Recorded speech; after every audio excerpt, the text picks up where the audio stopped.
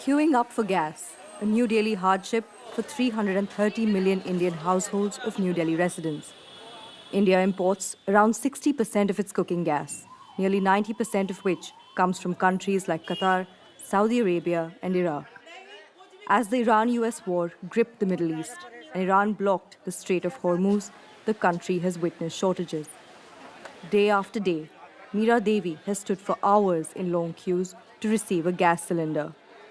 I can't cook food for my children. They're hungry. I've been standing here since this morning. This gas shortage is causing many problems for us. I don't know what to do.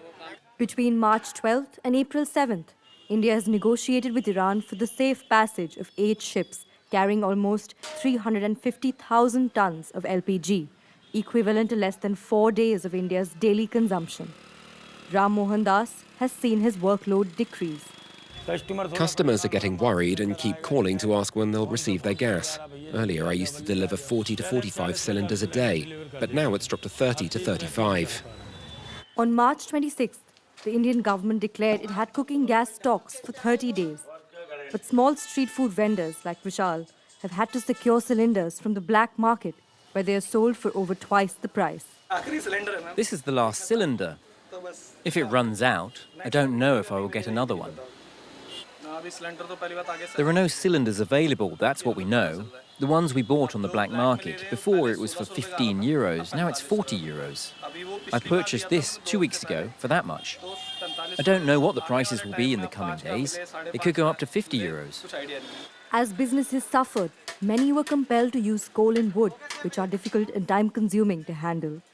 Shahnawaz Alam, who has been running a food stall in Old Delhi for 22 years, says he had to shut his shop for 3 days due to the crisis. Because of the gas shortage, we have increased the price of each item by 10 rupees. These are the new prices.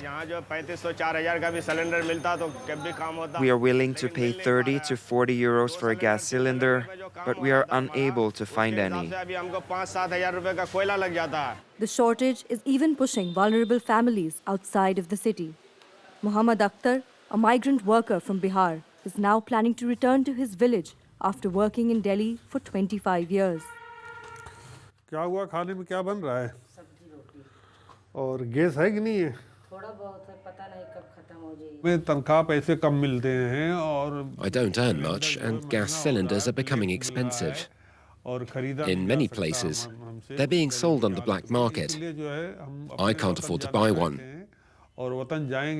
That's why I want to return to my village. At least there, we can use wood and coal to cook and eat. The cylinders are too expensive here, and we can't afford to eat in restaurants. No one's willing to help us. I must go back to my village.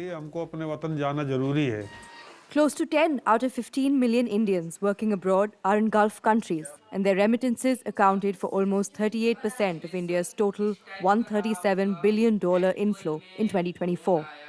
As these countries became embroiled in the conflict, Indians were amongst those who paid the price.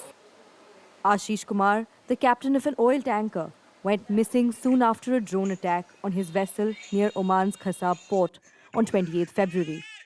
A few days later, authorities informed his family that skeletal remains were found in his cabin. They still struggle to come to terms with their loss. We're just praying to God that he should somehow be found alive because I can't accept that he's gone. I still have hope that God will make my brother return, that some miracle will occur. I don't have a steady income. My younger brother is still a student, but it's his wife and child that depended on him the most.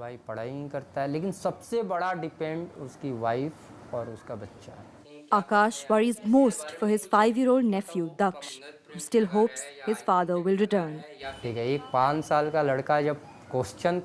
When a 5-year-old child keeps asking, when will Papa come home? We have no answer. We just say that there is some conflict somewhere in the world, that there is no electricity, so the internet is not working. That's why he's not calling. He doesn't know anything. We haven't told him yet. That uncertainty must be really emotionally damaging for him. In a village in a neighboring district, members from almost every household have migrated to the Gulf for work. Their families have been anxious for the safety of their loved ones. Shamsa Khatun calls her husband thrice a day. He works in a gas plant in Ras Laffan in Qatar, which was struck by an Iranian missile on March 19th. We're very scared. He is the man of the house after all. What might happen to him while he's abroad? No one knows. Because of this, we're unable to sleep at night. We're very concerned. The children always ask, "Where is our father? How is he?" As instability looms in the region, India's significant dependence on Gulf countries continues, threatening the livelihood of millions of Indians.